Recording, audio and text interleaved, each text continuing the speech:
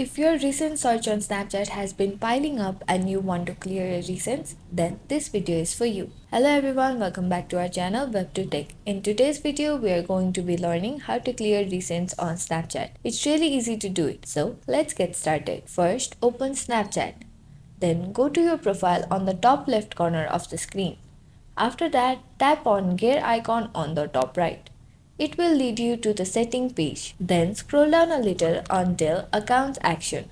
Then tap on Clear Search History. Again tap on Clear button.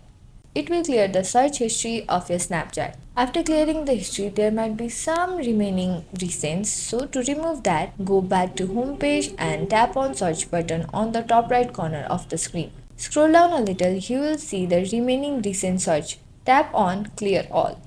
Again, tap on Clear all the recents. Now you have successfully cleared all the recents on your Snapchat. So this is it for the video. Hope this video was helpful and don't forget to like, share and subscribe for more videos like this. Thank you very much for watching.